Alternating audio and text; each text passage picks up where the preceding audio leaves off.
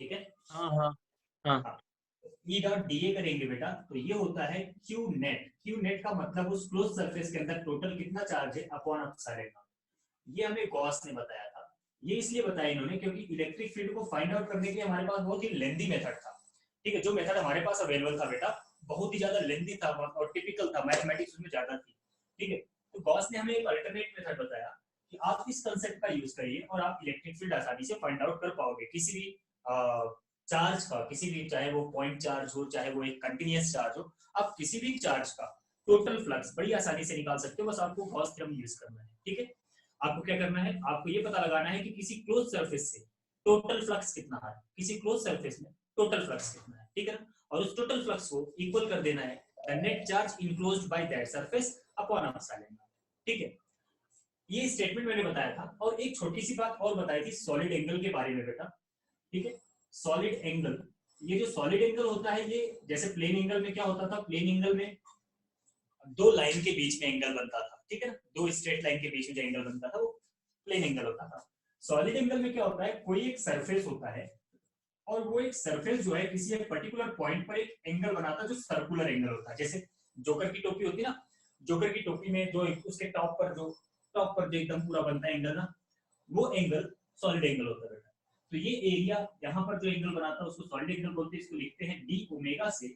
और अगर मान लो ये एरिया है डी ए और इस एरिया पर कोई एक पॉइंट है और उस पॉइंट की डिस्टेंस है आर।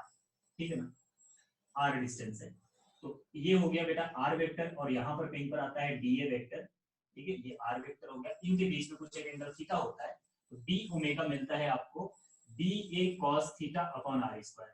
जैसे आपने प्लेन एंगल में पढ़ा था, प्लेन एंगल में आपने पढ़ा था कि angle equals to arc upon radius, वैसे ही आप सॉलिड एंगल में पढ़ोगे क्या बेटा, d A cos theta upon r square. ठीक है बेटा, d A cos theta upon r, area upon r square. ठीक है, और इसमें मैंने एक पॉइंट बताया था, for any closed surface, for any closed surface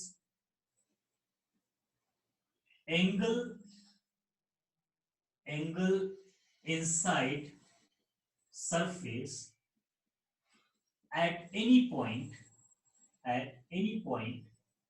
is 4 pi stay radian. ये बातें मैंने पिछली क्लासेस में कवर की थी। एक तो गॉस थ्योरम बताया था और दूसरा सॉलिड एंगल के बारे में बताया था, बिकॉज सॉलिड एंगल हमारे लिए जरूरी होता है गॉस थ्योरम को प्रूफ करने के लिए। ठीक है बेटा, चलिए तो देखते हैं सबसे पहले ये जो गॉस ने हमें बताया इस बात में सच्चाई कितनी। ठीक है, कैसे हम इसको प्रूफ करेंगे। ठीक, तो ये कुछ पॉइंट्स मैंने बताए थे, हटाता हूं और इसको प्रूफ करने की प्रोसीजर स्टार्ट करते हैं बेटा। गॉस ने हमें बताया कि net flux Q by epsilon naught के इक्वल होगा, Q net by epsilon naught के इक्वल होगा। चलिए देखते हैं। गॉस ने हमें बताया कि कोई भी क्लोज सरफेस, तो चलो ठीक है हमने एक क्लोज सरफेस ले लिया, किसी भी शेप का ले लो बेटा, कोई जरूरी नहीं, आपके स्कूल में ये स्फेरिकल लेकर के कराया जाएगा और आपको स्कूल वाले एग्जाम में स्फेरिकल लेकर के ही करना है। बट यहाँ पर मैं आपको एक आर्बिट्ररी शेप लेकर के बताता हूँ। मान लो ये शेप हो गया बेटा, इस क्लोज सरफेस के अंदर यहाँ पर कुछ एक टोटल चार्ज जो इसके अंदर रखा है वो है क्यू नेट। ठीक है ना, टोटल चार्ज से मेरा मतलब क्या है, जैसे मान लो इसके अंदर एक चार्ज Q1 यहाँ पर है, एक चार्ज Q2 यहाँ पर है, एक चार्ज Q3 यहाँ पर है। इन सबको ऐड कर दो, मान लो एक निगेटिव है, इन सबको ऐड कर दो। ऐड करने के बाद जो टोटल चार्ज आएगा Q1 plus Q2 minus Q3, that is the net charge. हमने उस पूरे नेट चार्ज को एज्यूम कर लिया किसी एक पर्टिकुलर पॉइंट पर, यहाँ पर नेट चार्ज रखा हुआ है। ठीक है बेटा, अब हमें क्या करना है, हमें ये पता लगाना है कि जो गॉस ने बताया था वो सही है कि नहीं। मतलब इस पूरे क्लोज सरफेस का जो टोटल इलेक्ट्रिक फ्लक्स आने वाला है बेटा, वो टोटल इलेक्ट्रिक फ्लक्स क्या क्यू बाई एप्सिलॉन नॉट के बराबर होगा क्या, इसको हमें प्रूफ करना है। फॉर दैट उसके लिए हमें क्या करना है बेटा, we have to consider a small area vector. ठीक है, एक स्मॉल एरिया वेक्टर हमें यहाँ पर कंसीडर करना है। That area vector, suppose that this is D A. ठीक है, ये एरिया हो गया डी ए। और एरिया वेक्टर के बारे में बेटा मैंने ये बताया था कि कोई भी एक सरफेस अगर आप लेते हो ना, तो जो एरिया वेक्टर आता है वो सरफेस के हमेशा परपेंडिकुलर आता है। अगर उसका एरिया ए है, एरिया अगर ए है तो एरिया वेक्टर उस सरफेस के परपेंडिकुलर होगा। ठीक है ना, तो मान लो ये सरफेस हमने ऐसा बनाया, तो इसका जो एरिया वेक्टर आ रहा है बेटा, इसको मैं बिल्कुल परपेंडिकुलर बना के आपको दिखाता हूँ। ये कुछ इस तरफ इसका एरिया वेक्टर आ रहा है, डी ए वेक्टर। ठीक है बेटा, और इस चार्ज को इससे ज्वाइन कर दिया जाए, अगर इस पॉइंट को अगर आप ज्वाइन किया जाए, थोड़ा सा मैं इसको नीचे रख देता हूँ जिससे कि एंगल आ जाए कुछ। ये हो गया क्यू नेट। एक सेकंड बेटा, बस हो गया। ये रहा बेटा आर वेक्टर, ये डिस्टेंस होगी आर। ठीक है, तो एक छोटा सा एरिया मैंने कंसीडर किया, उस एरिया का एरिया वेक्टर था इस डायरेक्शन में, और ये आर वेक्टर हो गया। मान लो इनके बीच का एंगल कितना हो गया बेटा, थीटा हो गया। ठीक है, अब देखो क्या करना है आपको, इसको प्रूफ करने के लिए आपको लिखना है the flux through small area से जो फ्लक्स आएगा बेटा, आप उसको लिखोगे डी फाइव, फ्लक्स को रिप्रेजेंट करते हैं फाइव से, d phi is equal to E dot d A. ठीक है बेटा, जो छोटा सा फ्लक्स आएगा वो आएगा ई डॉट डी ए, इसमें कोई दिक्कत तो नहीं। ठीक है, फ्लक्स का फॉर्मूला भी आपको बताया था, फ्लक्स इज इक्वल टू क्या होता है बेटा, E into A, E dot A, और ई डॉट ए का मतलब क्या हुआ बेटा, यहाँ पर अगर छोटा सा एरिया है तो ई डॉट डी ए। ठीक है, अब देखो यहाँ पर क्या है, ऑब्वियसली जिस डायरेक्शन में आर वेक्टर होगा उसी डायरेक्शन में इलेक्ट्रिक फील्ड वेक्टर भी होगा, क्योंकि मैंने आपको बताया था कि इलेक्ट्रिक फील्ड होता है वो हमेशा कहाँ होता है, पॉइंट को चार्ज से ज्वाइन करने वाली लाइन के अलोंग होता है। तो अगर आप इस एरिया पर निकाल रहे हो बेटा, तो इस एरिया को इस चार्ज से ज्वाइन करने वाली लाइन कौन सी है, आर वाली लाइन जो मैंने डैश बनाया है, इसी के अलोंग इलेक्ट्रिक फील्ड आएगा बेटा। तो ये हो गया ई डॉट डी ए।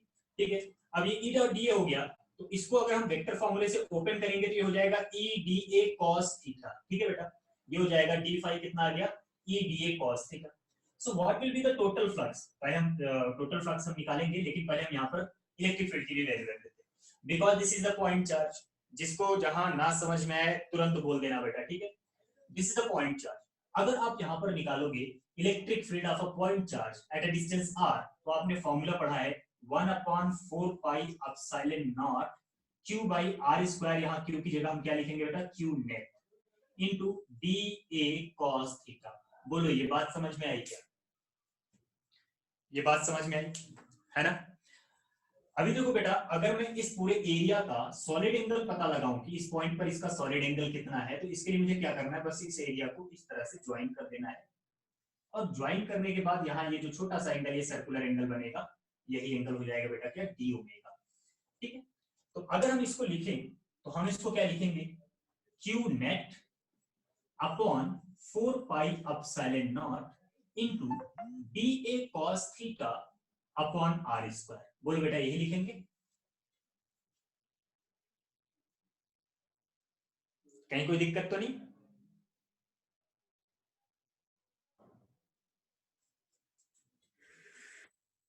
देखो एक क्लासरूम में ना बातचीत होती रहनी चाहिए, कुछ ना कुछ रिस्पांस चैट के थ्रू, वॉइस के थ्रू। यस सर, सर वो माइक ऑन करने की आदत नहीं रही है ना, तो अब बिना माइक के बोलना पड़ता है, फिर याद आता है नहीं माइक ऑन करना।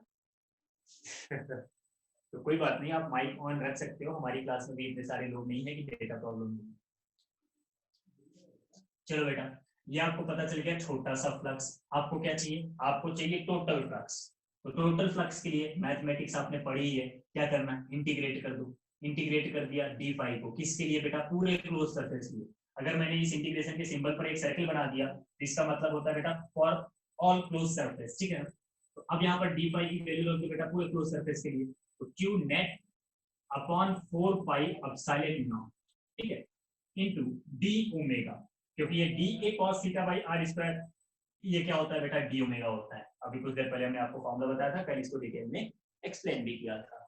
तो ये हो गया बेटा Q net by 4 pi epsilon not. चलो जो जो कांस्टेंट है बाहर ले लो इंटीग्रेट करने के लिए, तो ये आ गया बेटा 4 पाई एप्सिलॉन नॉट बाहर, और ये क्या बचा बेटा, ये बचा integration of D omega for a close surface. बोल ये बचा कि नहीं, integration of D omega for a close surface. तो अभी क्या बताया, किसी भी शेप का सरफेस क्यों ना हो, अगर वो क्लोज सरफेस है तो उसका जो सॉलिड एंगल आएगा कितना आएगा, 4 पाई स्टेरेडियन। याद है, अभी अभी जस्ट बताया थोड़ी देर पहले, पुट कर दो बेटा, क्या आ गया, q net by 4 pi epsilon not into 4 पाई, 4 पाई से 4 पाई कैंसिल, क्या आ गया बेटा, q net by epsilon not. देखो टोटल फ्लक्स उस सरफेस से q net by epsilon naught के इक्वल आया, जो कि हमें गॉस ने बताया था। समझ आया,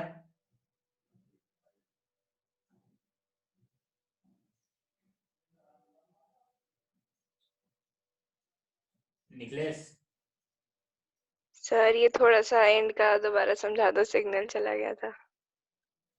अच्छा, ये थोड़ा सा एंड वाला मतलब ये हुआ, डी फाई की वैल्यू मैंने यहाँ पर रखी। अब ये जो d A cos theta by r square था बेटा, ये हो गया डी ओमेगा, ठीक है ना। अब जो कांस्टेंट था बाहर ले लिया, तो डी ओमेगा का इंटीग्रेशन करना है for a close surface. Circle का मतलब होता है क्लोज सरफेस के लिए। क्लोज सरफेस लिए इंटीग्रेशन किया बेटा, क्या आ गया 4 पाई। 4 पाई से 4 पाई कैंसिल हो गया, क्या मिल गया बेटा आपको, Q net by epsilon not. Yes ठीक है, यस सर। ओके। तो बेटा देखो, जो गॉस ने बताया वो सही है। मतलब इस स्टेटमेंट को मैं कैसे लिख सकता हूँ, जैसे हमें गॉस ने बताया था। गॉस ने बताया कि integration of E dot dA for any closed surface will be equal to Q net by epsilon naught. This is all the statement of the Gauss theorem. Is that clear? Yes. Yes sir. हाँ, किसी भी close surface से आपको जो total flux मिलेगा बेटा, वो net charge enforce by that close surface upon epsilon naught के इक्वल होगा। डन। अब चलिए इनका जो ये बात है जो इन्होंने हमें कहानी बताई है, इस कहानी पे एक दो एग्जांपल लेकर के इसको और क्लियर करते हैं बेटा, जो यहाँ पर हमें बताया गया है। चैतन्य, कुछ समझ में आया?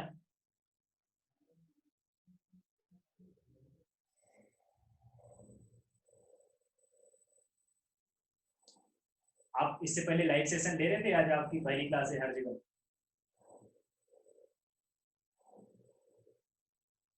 माइक ऑन करके बोलना होता बेटा। मेरी हाँ हाँ, आपकी पहली क्लास है। अच्छा, अभी लाइव क्लासेस आपकी पहली वाली है आज। चलो, ये समझ में आ गया जो बताया मैंने? नहीं। क्यों? क्योंकि आपको ये फॉर्मूला नहीं पता, 1/4 q net by r square. नहीं। ये फॉर्मूला नहीं पता आपको? नहीं। Okay, no problem. आपने पहली क्लासेस से मिस करी है, इस वजह से ये सब आ रहा है। थोड़ा है, अभी तक 12th का सारा मिस कर रखा है, वो मैं कवर अप कर लूंगा। ठीक है बेटा, कोई बात नहीं। चलो खैर, अभी जो मैं बताता जा रहा हूँ उसको आपको बस मान लेना है। बाकी ये सारे प्रूफ में आपको जब आप थोड़ा सा कवर अप करोगे तो हो जाएगा। और कोई दिक्कत होगी तो एक्स्ट्रा क्लासेस में उसको रिवाइज किया जाएगा, ठीक है? ओके। चलो, तो ये तो हो गया बेटा गॉस थ्योरम, ठीक है। इसको मैंने प्रूफ कर दिया। इसका प्रूफ इंपॉर्टेंट है, आपके एग्जाम में आता है, बोर्ड एग्जामिनेशन में, ठीक है। इसीलिए मैंने प्रूफ करवा दिया आपको। अब इसके बाद क्या है,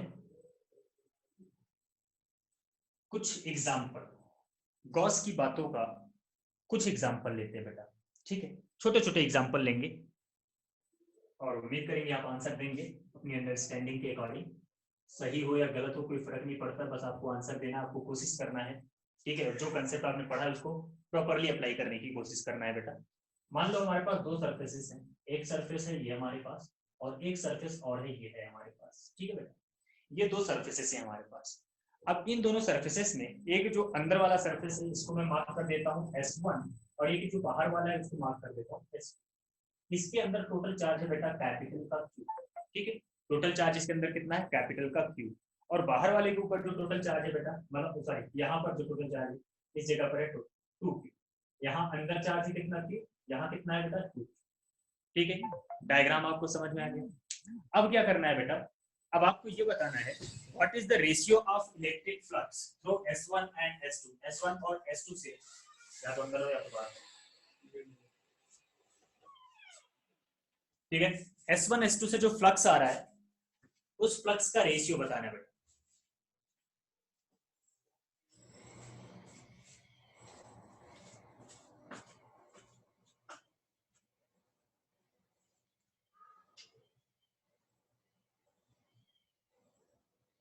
S1 रेशियो S2।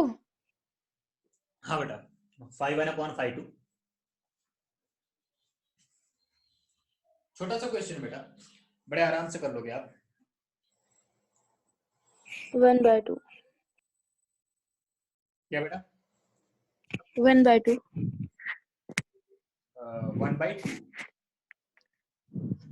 हाँ, यस सर। ओके। पारुल आपका कितना आया?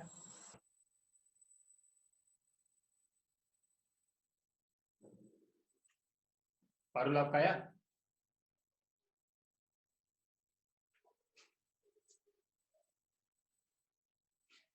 देखो चैतन्य, ध्यान से देखना बेटा। सबसे पहले हम निकालते हैं फ्लक्स थ्रू सरफेस 1। सरफेस 1 का फ्लक्स निकालते हैं बेटा, उसको मार्क कर लेते हैं इट इज 5-1। ठीक है, इसको मार्क कर दिया 5-1। अगर सरफेस 1 का फ्लक्स है 5-1, ठीक है, तो according to the Gauss this flux must be equal to q net by epsilon not. ठीक है, q net by epsilon not.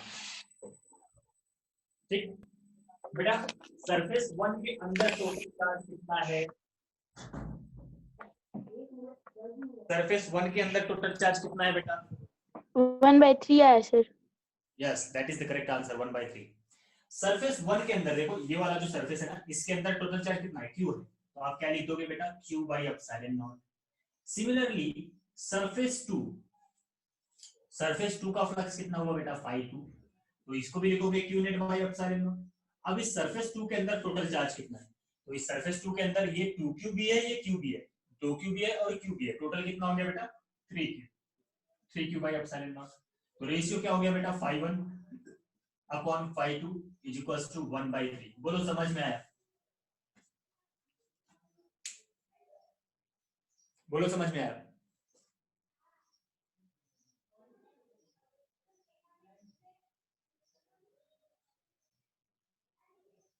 Parul आ गया?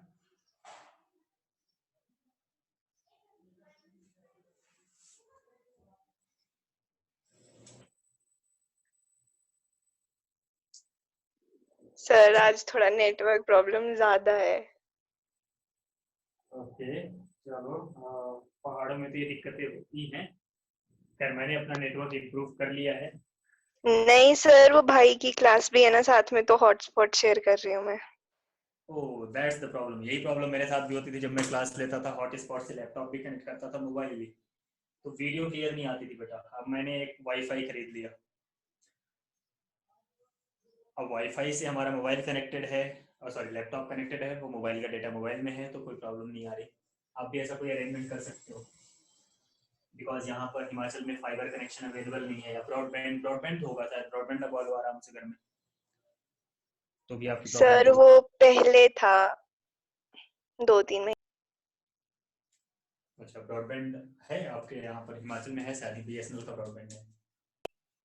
था सर, अब नहीं है, मतलब मेरे पास। ओके ओके, चलो ठीक है, कोई बात नहीं। ऑनलाइन क्लासेस की सबसे बड़ी प्रॉब्लम यही है बेटा, डेटा।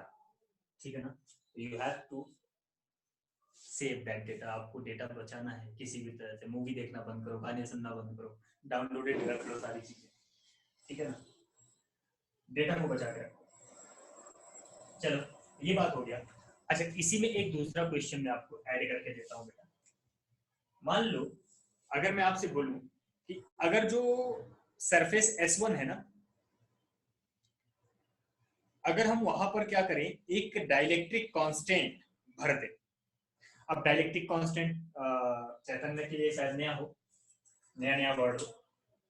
एक डाइलेक्ट्रिक हमने इसके अंदर फिल कर दिया बेटा। अभी ये पूरा क्या था? वैक्यूम था, हवा थी इसके अंदर। अभी इसके अंदर मैंने कोई एक डाइलेक्ट्रिक डाल दिया, कुछ इस तरह से, ऐसे एक डाइलेक्ट्रिक फिल कर दिया इसके। अब जब इसके अंदर डाइलेक्ट्रिक डाल दिया बेटा, मतलब क्या हो गया? अब मीडियम आ गया। पहले केवल एयर था, अब इसके अंदर मीडियम है बेटा।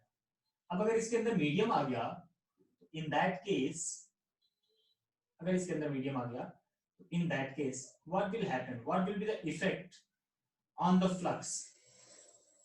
फ्लक्स पे क्या इफेक्ट आएगा? इस डाइलेक्ट्रिक का डाइलेक्ट्रिक कांस्टेंट आपको दिया हुआ है बेटा कि दैट इज 5। जो S1 वाला सरफेस था बेटा, उसको मैंने एक डाइलेक्ट्रिक से भर दिया। अब डाइलेक्ट्रिक से भरने के बाद इसका जो फ्लक्स है, फ्लक्स थ्रू S1, केवल S1 की बात कर रहा हूं मैं, how will the flux through S1 change? Second question हमारे पास है, how the flux through S1 will change. कैसे चेंज होगा बेटा अगर हमने डाइलेक्ट्रिक भर दिया तो?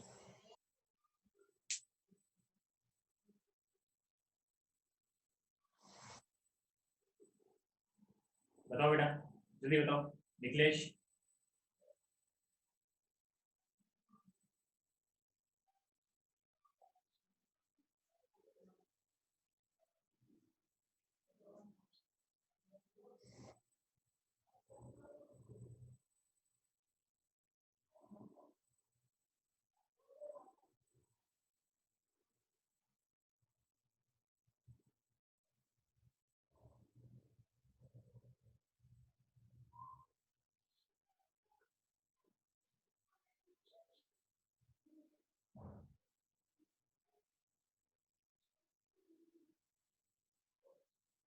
निकलेश आया नहीं आया?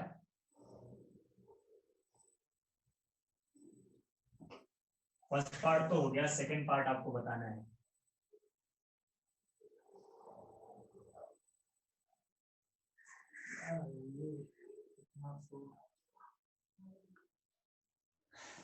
चलो देखते हैं क्या होगा बेटा। तो यहाँ पर क्या है, जब आपने डायरेक्टली देखो बेटा क्या पढ़ा था आपने, अकॉर्डिंग टू गॉस। गॉस के अकॉर्डिंग आपने क्या पढ़ा था, ध्यान देना, मैं पूरा प्रूफ करके बताता हूँ। आपने पढ़ा integration of E dot d A, integration of E dot d A is Q net by epsilon not, यही पढ़ा ना आपने बेटा। क्या होता है, जो इलेक्ट्रिक फील्ड होती है ना, जब आप किसी मीडियम में इलेक्ट्रिक फील्ड निकालते हो तो वो electric field in any medium, it becomes k times of electric field in air. k times नहीं, 1 by k टाइम्स। बोलो, ये फॉर्मूला आपने पढ़ा था जब मैंने फर्स्ट टाइम आपको पढ़ाया था, इलेक्ट्रिक फील्ड की बात जब कर रहे थे, यही होता है बेटा। तो जो हमारी इलेक्ट्रिक फील्ड थी, वो इलेक्ट्रिक फील्ड क्या हुई बेटा, k times 1 by k times हो गया। अगर इलेक्ट्रिक फील्ड रिड्यूस हो गई तो फ्लक्स भी क्या होगा बेटा, रिड्यूस हो जाएगा कि नहीं हो जाएगा? इलेक्ट्रिक फील्ड अगर रिड्यूस हो गई तो फ्लक्स भी रिड्यूस हो जाएगा। चलो इसको हम यहाँ पर, ये ई मीडियम डॉट डी ए लिख दिया मैंने। अब यहाँ पर वैल्यू पुट कर दो बेटा, तो phi is equals to integration of, अब आप इसको लिख दो ई एयर, ठीक है, ई एयर अपॉन के डॉट डी ए, ठीक है बेटा। 1 by k आ गया बाहर, अंदर क्या बचा बेटा, ई एयर डॉट डी ए। और यही जो गॉस थ्योरम था, गॉस थ्योरम में हमें यही बताया गया था कि ई डॉट डी ए क्या होता है बेटा, q बाई एप्सिलॉन नॉट। तो क्या हो गया बेटा, q by k epsilon not. तो अब फ्लक्स कितना हो गया बेटा, q बाई 5 एप्सिलॉन नॉट। बोलो समझ आया निखिलेश?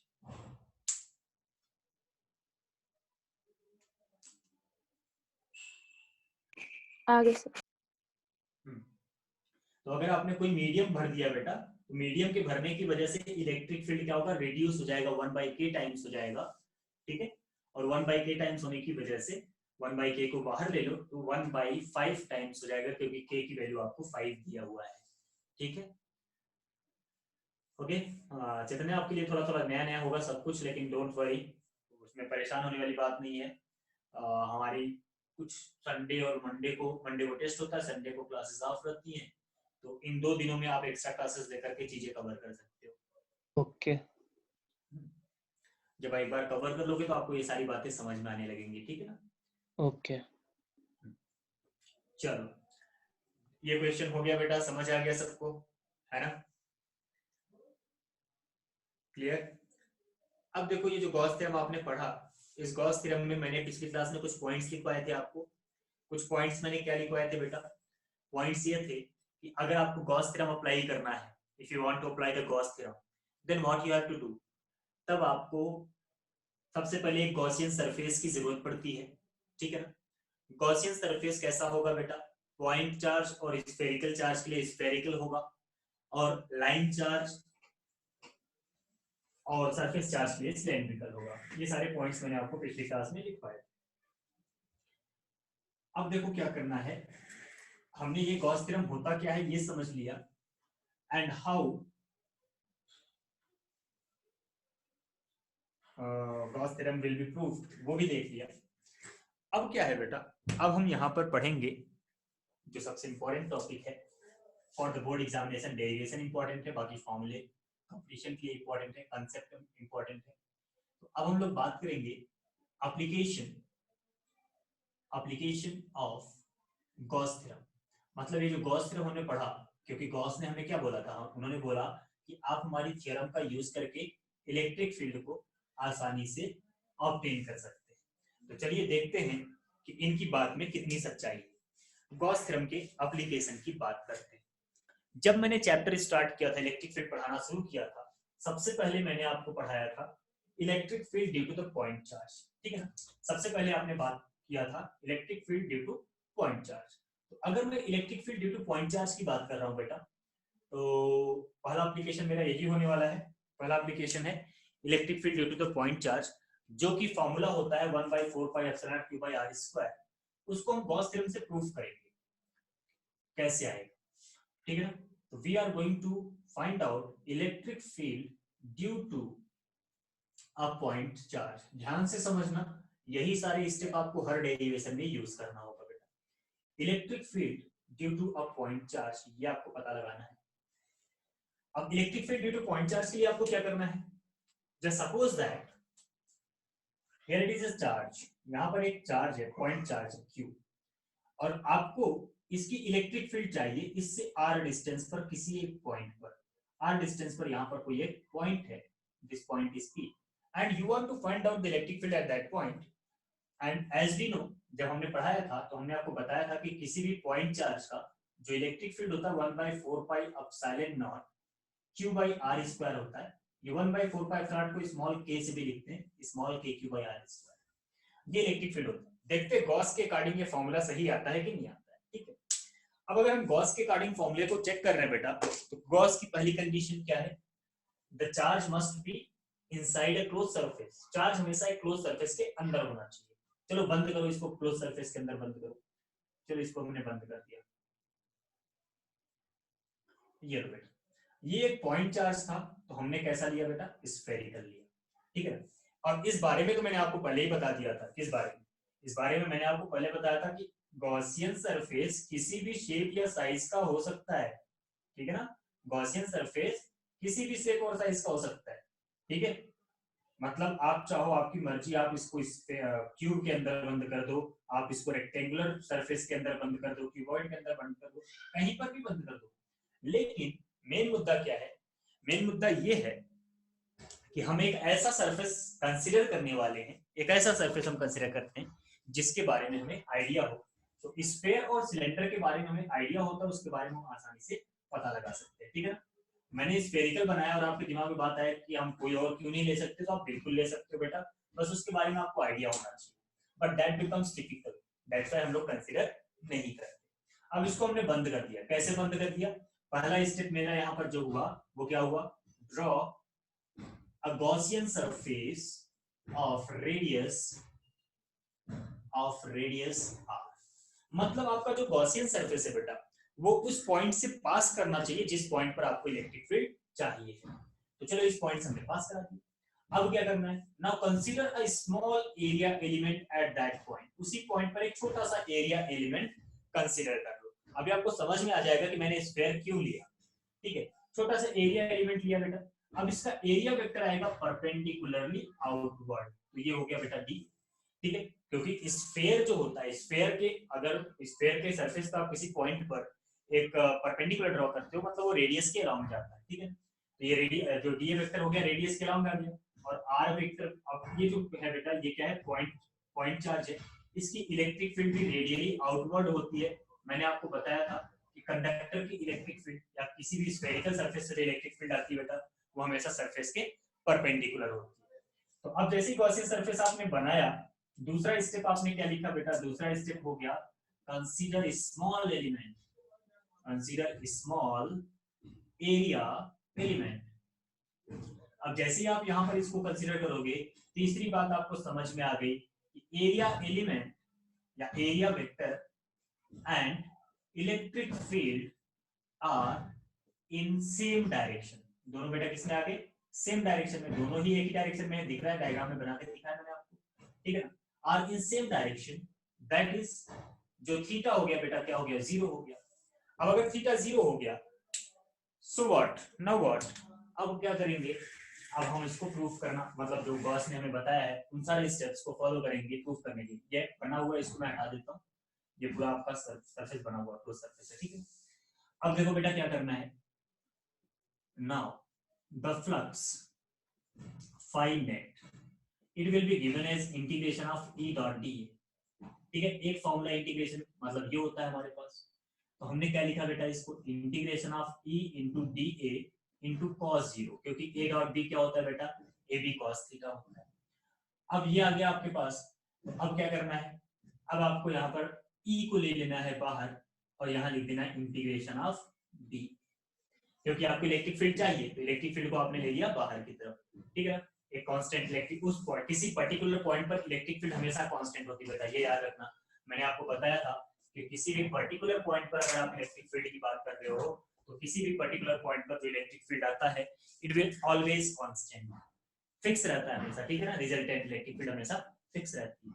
तो चलो ठीक है, ये अगर फिक्स है तो अब इंटीग्रेशन ऑफ डीए करेंगे बेटा। तो इंटीग्रेशन ऑफ डीए का मतलब क्या है, ये जितना एरिया है स्फेरिकल सरफेस का, जितना भी एरिया है ये एरिया ऐड हो जाएगा बेटा, और ऐड होकर के कितना आएगा 4 पाई आर स्क्वायर, ठीक है। टोटल एरिया ऐड होकर के कितना आ जाएगा 4 पाई आर स्क्वायर, ठीक है बेटा। तो हमने ये कैलकुलेट कर लिया इनके हिसाब से।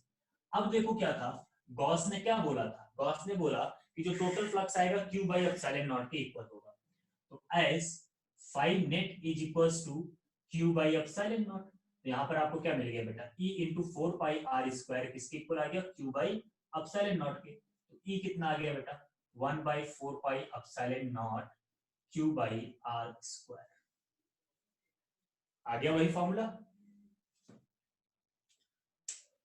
बोलो समझ में यस सर, यस सर। ठीक है।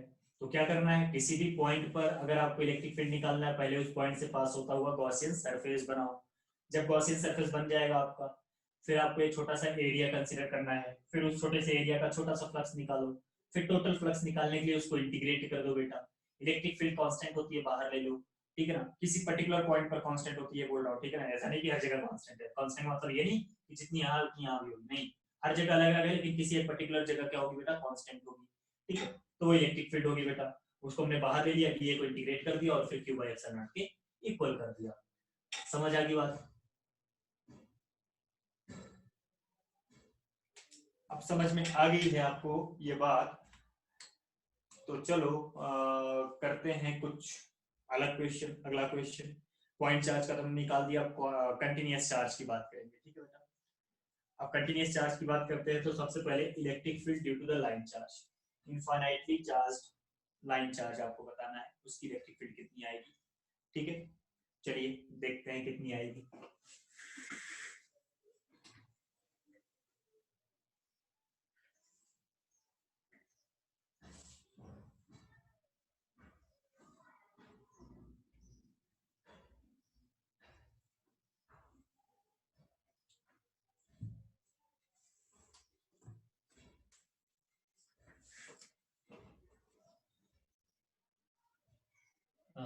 दूसरा जो हमारा है, दूसरा एप्लीकेशन इसका, electric field due to infinite line charge. Infinite line charge की वजह से इलेक्ट्रिक फील्ड कितना आएगा।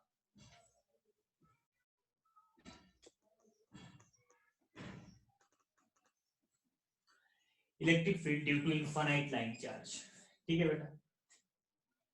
अब इसमें क्या करना है, कैसे करना है। अब यहां पर आपको क्या गिवन होगा, यहां पर आपको गिवन होगा एक लाइन चार्ज,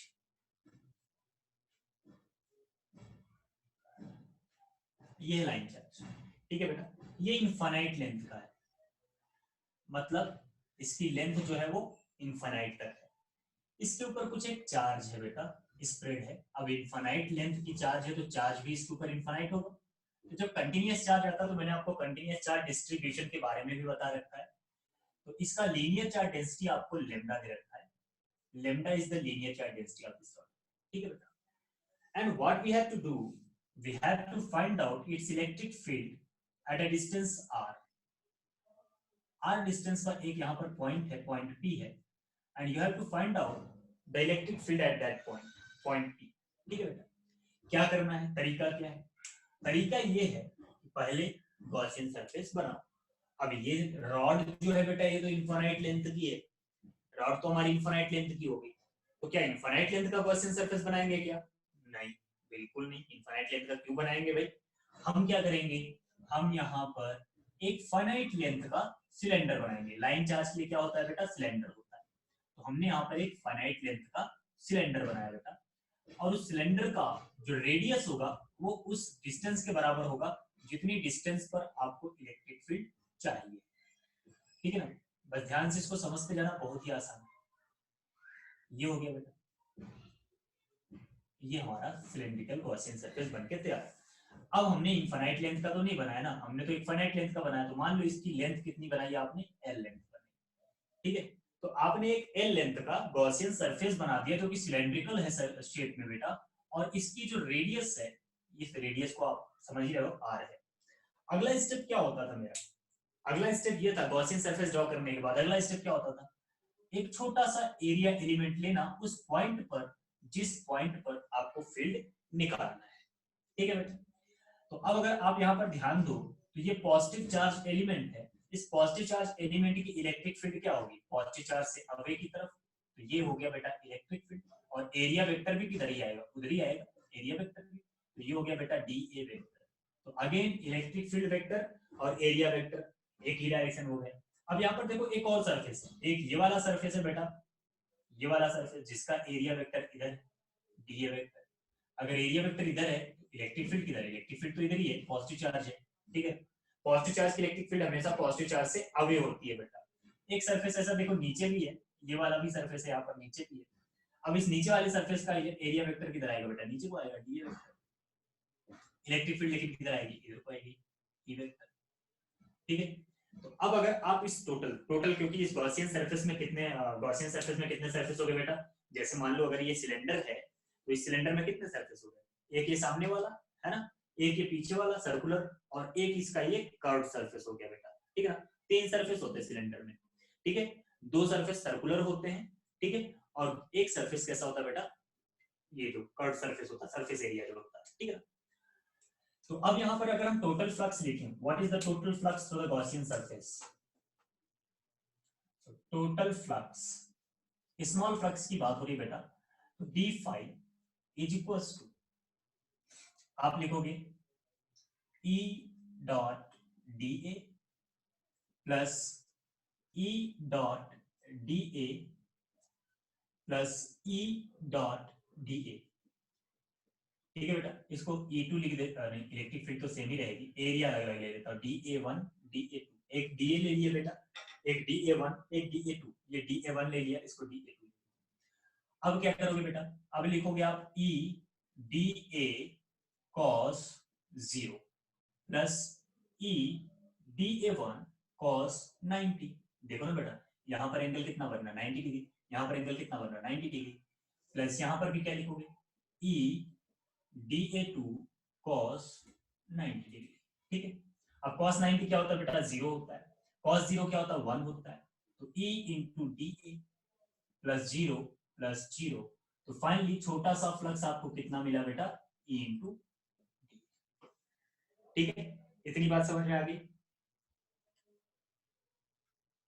यस सर। अब टोटल फ्लक्स कैसे निकालोगे बेटा, टोटल फ्लक्स तो integration of d5, integration of d5 for the close surface, तो इंटीग्रेशन ऑफ d5 करोगे तो integration of E dot da लिखोगे, E dot da for the close surface, electric field बाहर ले लिया, इंटीग्रेशन ऑफ da। अब integration of da का मतलब क्या हुआ बेटा, इंटीग्रेशन ऑफ da का मतलब हुआ कितना, 2 pi r L, 2 pi r L. Cylinder का कर्व सरफेस एरिया कितना होता है बेटा, ये अगर सिलेंडर है मान लो, इस सिलेंडर का कर्व सरफेस एरिया क्या होगा, बेस का एरिया इनटू लेंथ, ठीक है ना, क्लियर, 2 पाई आर एल। तो आपको कितना मिल गया बेटा फ्लक्स, 5 मिल गया आपको E into 2 pi r L. अब अगला स्टेप क्या होता है बेटा, दूसरे स्टेप में मैंने फ्लक्स निकाला, तीसरा स्टेप जो होता है वो होता है according to Gauss theorem. According to Gauss जो टोटल फ्लक्स आएगा बेटा वो क्या होना चाहिए, Q net by epsilon naught होना चाहिए, गॉस ने ही बोला। तो चलो क्यू नेट निकालते हैं। ये लैम्डा का मतलब होता है चार्ज पर यूनिट लेंथ, आपको याद होगा चार्ज पर यूनिट लेंथ, ठीक है ना बेटा। अगर आपको यूनिट लेंथ का चार्ज पता है तो उस एल लेंथ का चार्ज कितना हो जाएगा, तो आप लिखोगे lambda into L by epsilon naught, lambda into L by epsilon not, ये हो गया अकॉर्डिंग टू गॉस थ्योरम। दोनों को इक्वेट कर दो बेटा, तो E into 2 pi r l is equals to lambda l by epsilon naught, l से एल हो गया कैंसिल, और क्या मिला आपको 1 by 2 pi epsilon naught lambda upon r, बोलो बेटा यही मिला। और ये फॉर्मूला बिल्कुल उससे मैच करता हुआ है जो मैंने पहले करवाया था।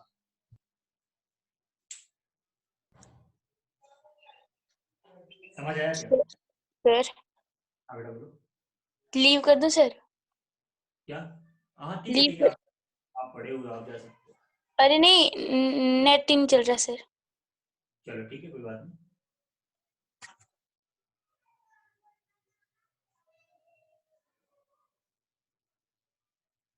ठीक है बेटा, समझ आ गया, पारुल समझ आ गया।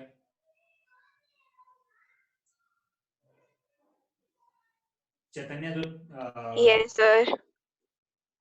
अभी तो आपको मतलब सारी चीजें नई नई लग रही होंगी, बट क्लास में जो हमारा इंटरेक्शन है वो प्रॉपरली आपको समझ में आ रहा है ना, बातचीत अपनी प्रॉपर?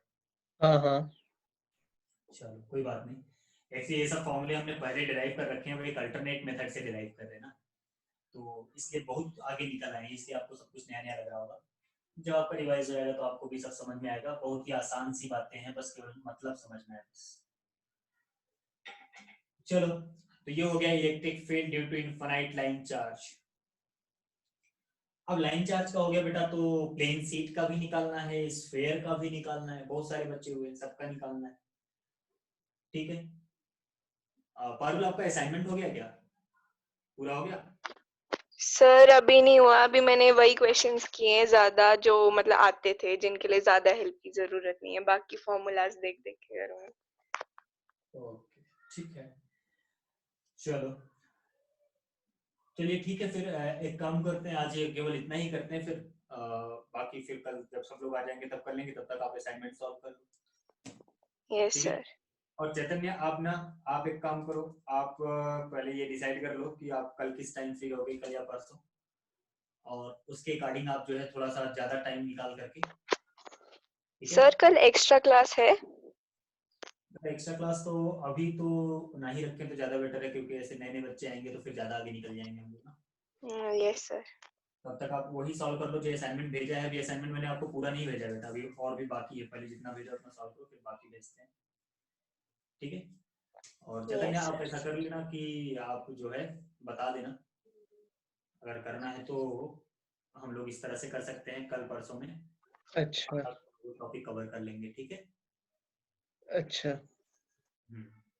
क्योंकि कल अब आप ऐसे टाइम पे आए हो कि कल ही संडे आ गया और मंडे आ गया, तो ये आपके लिए अच्छी बात है। कल संडे मंडे में अगर 2 दिन में आप थोड़ा थोड़ा ज्यादा टाइम देकर के कवर कर लोगे।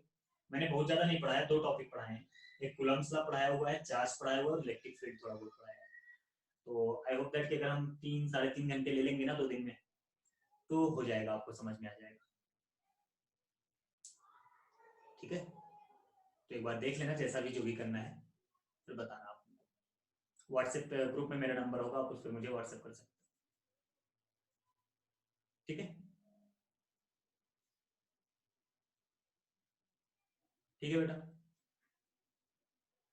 तो आज के लिए फिर इतना ही रखते हैं, और अगर कुछ एक्स्ट्रा आपको कुछ पूछना है तो बताओ।